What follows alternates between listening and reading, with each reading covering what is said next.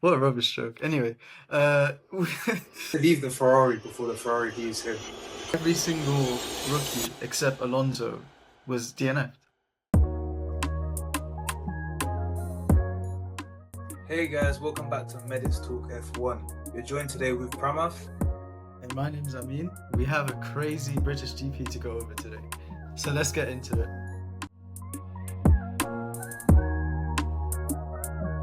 So Pramath, what was your initial thoughts before we get into the video? What was your initial thoughts about the weekend? Yeah, there's a lot to unpack for this race, and it was quite an enjoyable race as well to watch. So we had Canada, Austria. They were all right races, but this one I just couldn't even leave my seat, man. What can I say? There's something happening in every lap. Yeah, literally. Safety cars, the rookies all going off. Yeah, we got a lot to get into. Let's get right into it. So, memorable moment. What was your memorable moment?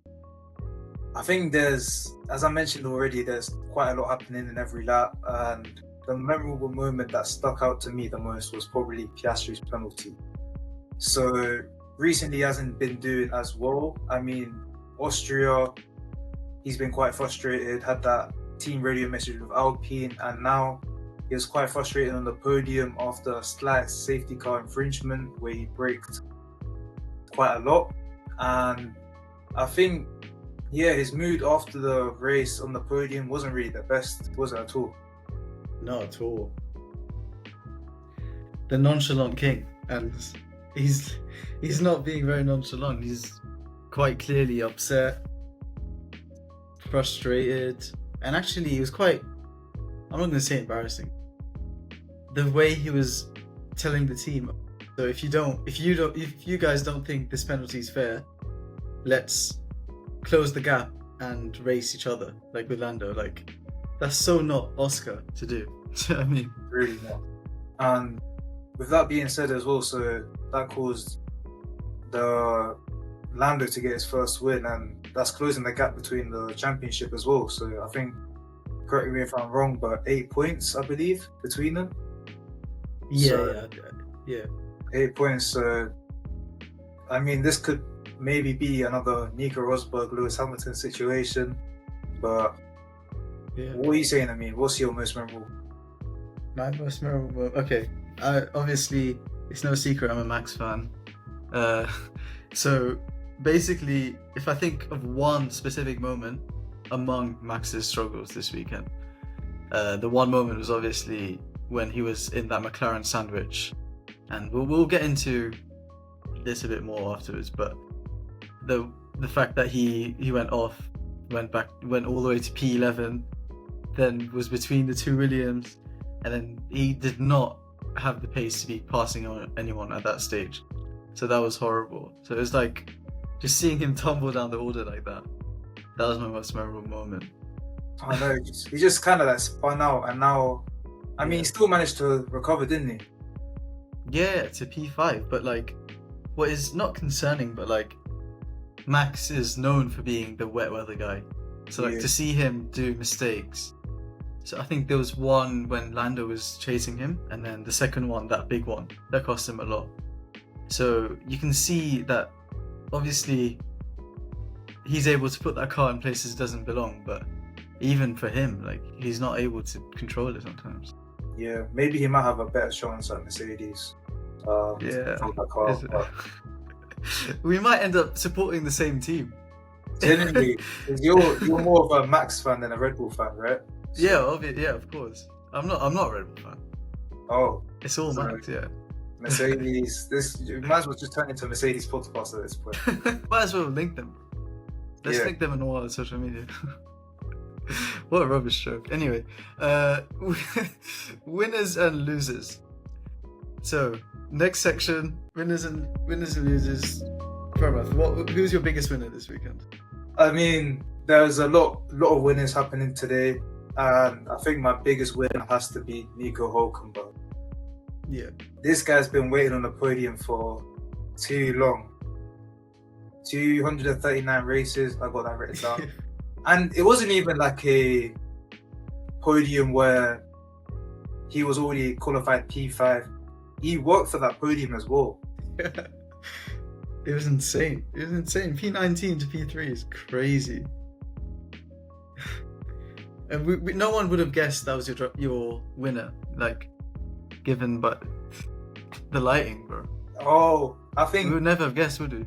no. I mean, I thought we were gonna have the same winner of the day as well from your lighting, but I think next time we need to be a bit more subtle with it. But Yeah. I guess we have to just celebrate first podium after 239 races. Started with Williams in 2010, made his way to Force India, went to Sauber, mixed up with Haas and Renault, and now he's here in a Sauber. Yeah, it's a long career for him, but we're just happy that he managed to get his podium finished. But I mean, there's a lot of winners today. So who did you pick as your main winner? My main winner. So I hate to do it again, but same as last time, same as Austria, Lando, biggest winner today. This guy, I'm quite vocal about it. I've never been his biggest supporter, but he's kind of growing on me. Like, he's putting in these performances. He's there to pick up the pieces. Even though Oscar had the edge on him the whole weekend. And that was quite concerning, actually, because we always think of Lando as the faster driver, but on a confidence-heavy track, Oscar had that edge. But when it mattered, he kept it clean, which is quite unusual for Lando. But he kept it clean, no mistakes. He drove so well, so I can't fault him. He continued on his momentum. Confidence is high. Got a first home win. And it's very wholesome to see him celebrate with his parents, and yeah, just a good day for Lando. I think after Canada, something must have just switched. Especially in Austria, he was performing so well throughout the whole session. Yeah.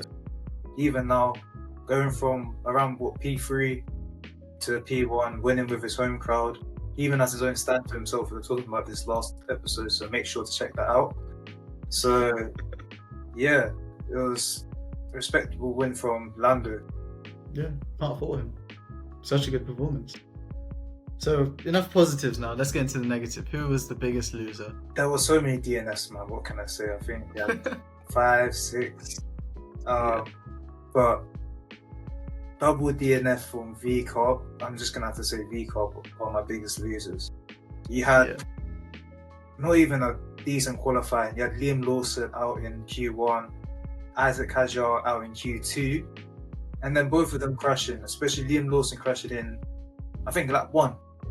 So it just hasn't been a good weekend with V-Carb in general, to be honest with you. And yeah, what are your thoughts on that one? Yeah, just such a bad weekend. I would even go further, add to what you said, and just Red Bull in general. Just that organization in general is such a shambles. And particularly V-Carb. Yeah, these two, maybe not two, but especially Isaac. He was very strong at the start of the season, and now there's a big drop off. I think some people are saying it might be on purpose, because there's rumors he might be promoted to Red Bull. So maybe So maybe he's just being tactical. Maybe we don't know his game. Again, Nico Rosberg was telling him not to take that Red Bull seat if they offer him. So he's just doing what he's being told, to be honest with you. Jokes aside, it is a shambles. It was very tricky conditions, and if you look, I think every single rookie except Alonso was DNF'd. Literally, Alonso was the only rookie who made it. So it shows you how hard and how much experience helped, because you had Hülkenberg on podium, you had Gasly on the podium, so the most experienced drivers used that to leverage their position. So exactly. Yeah. But what are you thinking about your biggest loser? My biggest loser today was Charles Leclerc. What a time this man is having. His therapist must be very happy this weekend. Yeah. Because he started off so high.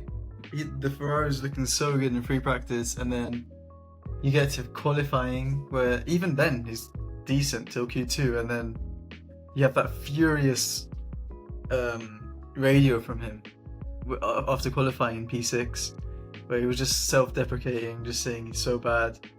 So already that was a bad start, and then he was rally driving at one point. He was on gravel.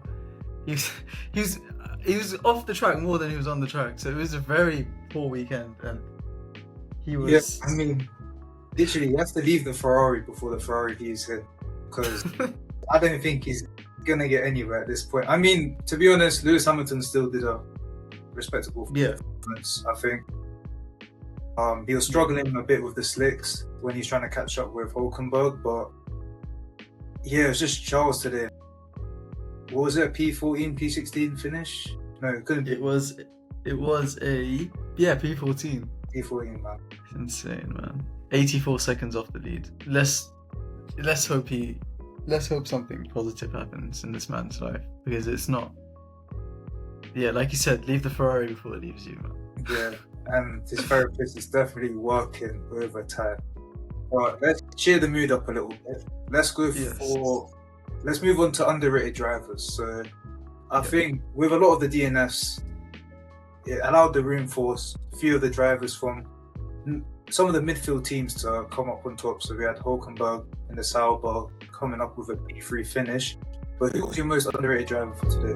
A lot of great takes from me today. So my underrated driver of the day was Lance Stroll, the Canadian, the most experienced Canadian to ever race in F1. Lance Stroll. So this guy gets given the best strategy ever seen in F1.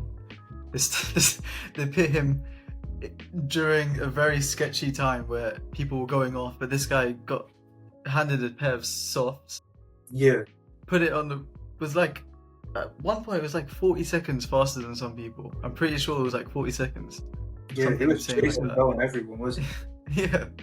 And then he got track position, and then it started raining buckets. So then still kept it on the road.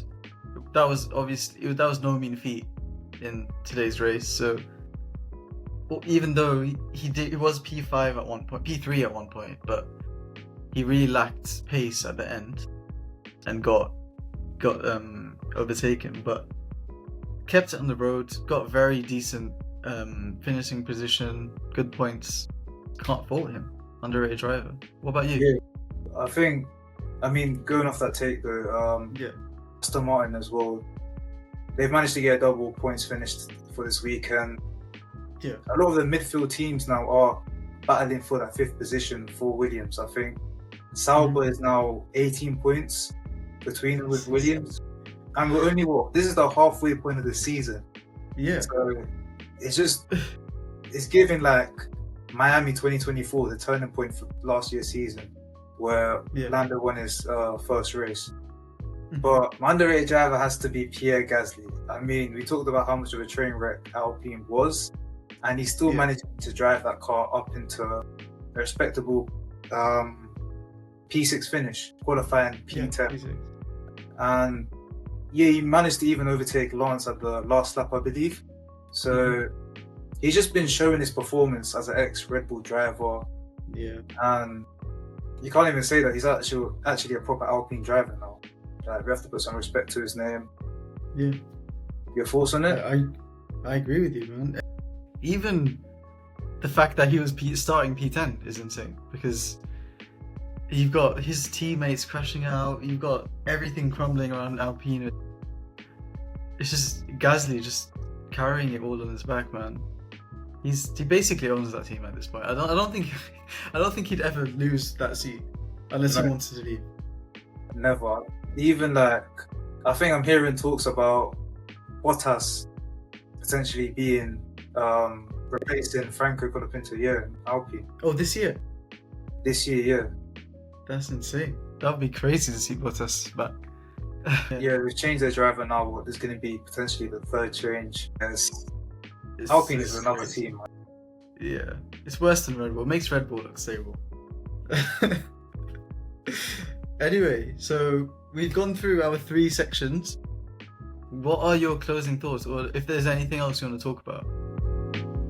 I think one thing that someone mentioned to me to talk about on today's podcast was Max Verstappen's move.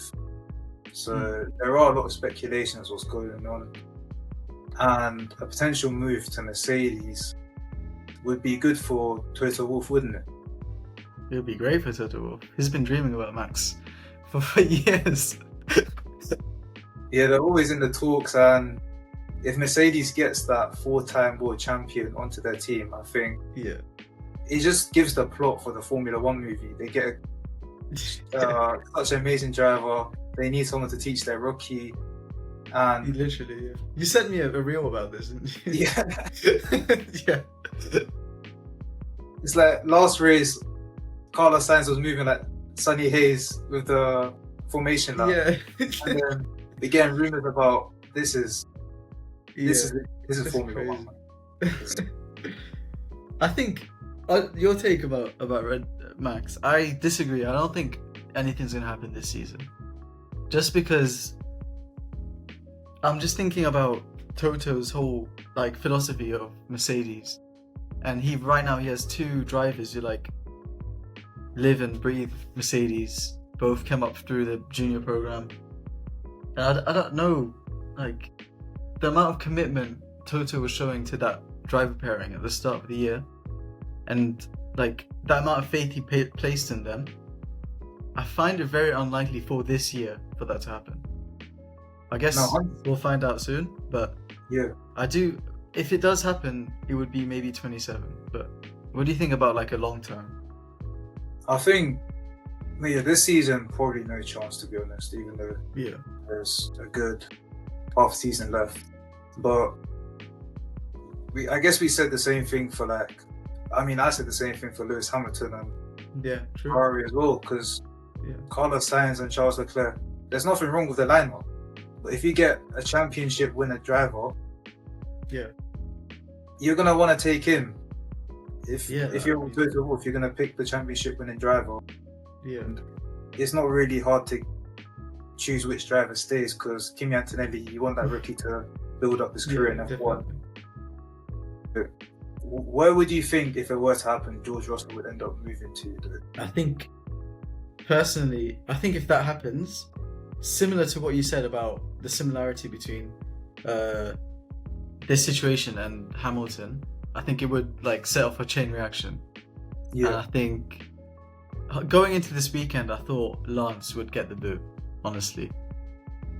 But now that I've seen Lance, I think this will do a lot for Lance. His standing within like the board members of Aston, and I just see a plain driver swap. If Aston Martin doesn't open up, I just see Max going to Merc and then Russell going to Red Bull, which would be insane. Yeah, that would be great. I don't like Max fits the Mercedes, but I don't know if Russell has that Red Bull energy with him. Yeah, I agree. Yeah, but essentially, if that Aston Martin seat does open up, I think Russell would definitely get that seat. Just depends on who goes in Aston Martin. Very good performance. He would fit so well. Yeah, he would fit so well. He's born for Aston Martin. And they even got Adrian Newey as well, so the car would even be not bad next year as well. Insane. That would be insane. Imagine Fernando Alonso, George Russell, and Adrian Newey. That's championship. That is championship. Winning material. Next season's going to be crazy. You have Cadillac, Audi. We don't know much about them either, so they could also be potentially championship winning cars as well. But you just have to wait for next year. Definitely. So going back to the weekend, let's talk about closing remarks. Let's talk about concluding thoughts. Is there anything you want to talk about, PK? I think, so highlighting with everything we've talked about today, potentially a closer championship battle between Lando and Oscar, constructors as well for that 5th position, and that 2nd position as well. Ferrari and Mercedes are quite close. Yeah. And I think this race makes the next half of the season a lot more exciting to watch. Yeah. And Yeah. Besides from that, what do you think? Yeah, I agree with you. It's like this first half has set up a potentially beautiful inter-team or intra-team battle for the championship. I think it pretty much is guaranteed that it's between those two, because I was looking at like a few possibilities for other people to win, and it's just like, for example, for Max to win, it would take 2 Oscar DNFs, and Max has to finish second for every race for the rest of the season. It's mathematically, yeah, exactly. There's no chance. Yeah, you could break it to me a bit better. So we're looking at probably an intra-team battle, and it's probably going to be a good one. You've got tensions rising, you've got varying performance throughout the season. It's going to be a good one, man. Thank you guys for watching today's video. If you enjoy this type of content, make sure to subscribe and follow our social media platforms as well. So we've got our TikTok and Instagram pages. And make sure to like the video and turn on post notifications as well. Do you have any other closing remarks, Amin? Yeah, I hope you enjoyed the video. Like always, if you have any feedback for us, let us know, either on Instagram, on TikTok, in the comment section. And as always, or I can't say always, but enjoy the bloopers. Enjoy the bloopers, man. So many today. Alpine, the wreck itself, the train wreck. Okay, I jumped. Wait, let me just switch this back. So my underrated driver has to be out. My underrated. Okay, I jumped. Wait, so. Yeah, I jumped. Even I said, like, what do you mean? I said what I wanted to say. Yeah, I was gonna say that was a bit. It's calm. You wanna do your bit again? What did I say? Yo, why is it's gonna take a lot more editing today. Yeah, I know. Should I redo that again? Yeah. So